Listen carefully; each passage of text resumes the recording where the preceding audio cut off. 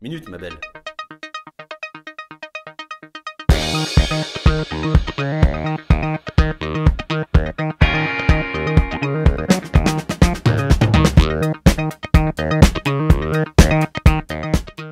J'aimerais savoir ce que vous avez dans vos poches. Passeport, Il y a quelque chose qui dépasse du passeport. carte bleue, qui doit toujours traîner comme ça. Et alors le passeport? Le passeport, il est neuf, il n'y a absolument rien dedans.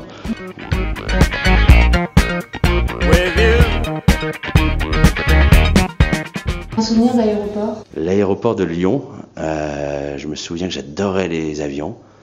Et c'est pour ça que j'en ai mis dans un de mes clips. Pour Pony Hawks. Je me souviens que je voulais toujours aller voir les avions avec mes parents qui m'emmènent voir les avions à l'aéroport de Setolas. J'aime bien cette impression d'apesanteur, d'être léger. C'est pour ça que j'ai très peu de choses. Il y a très peu de choses dans mes poches. Mon appartement qui est assez grand est complètement vide. Il y a un lit, une table basse. Et une télévision posée sur le sol. Mais je suis là, je déjeune et je dîne seul sur le parquet ou avec d'autres gens qui apprennent à pique-niquer avec moi. Un souvenir de pique-nique? Tous les jours dans mon appartement. Et le premier souvenir? Dans la forêt de Montdoubleau, ça se trouve dans le Perche. Pique-nique familial, j'en avais marre. Je trouvais ça insupportable. Je m'étais enfui sur ma bicyclette. Le problème, c'est que je ne savais pas où j'allais. Vous étiez colérique? Un peu plus obstiné que colérique. Vous étiez enfui quand même? Peut-être j'étais juste en fuite.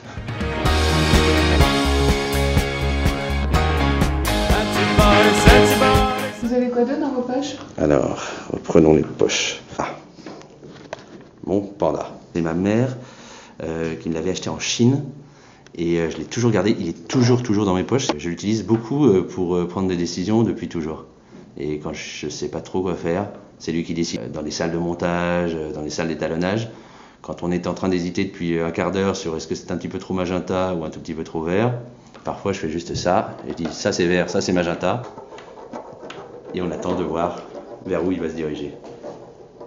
Donc il y a beaucoup de décisions qui ont été prises comme ça. C'est-à-dire que je ne le consulte que quand je suis vraiment trop en train d'hésiter.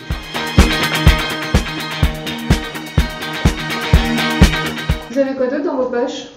Mes clés. Alors je les trouve beaucoup trop grosses.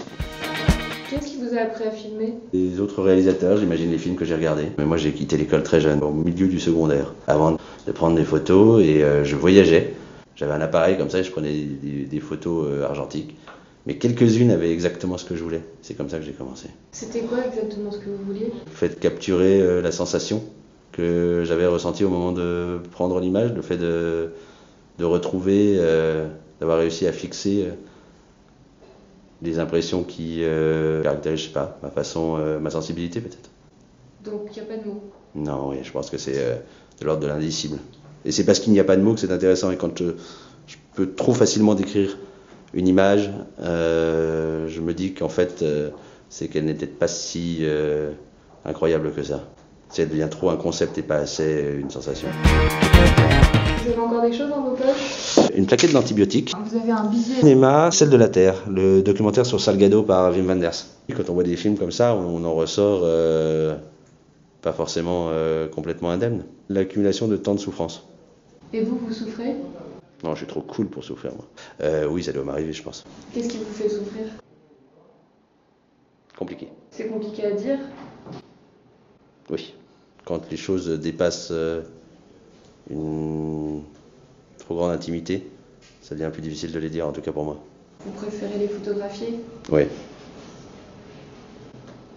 Il n'y a rien d'autre dans vos poches? Non. Merci. Merci à vous.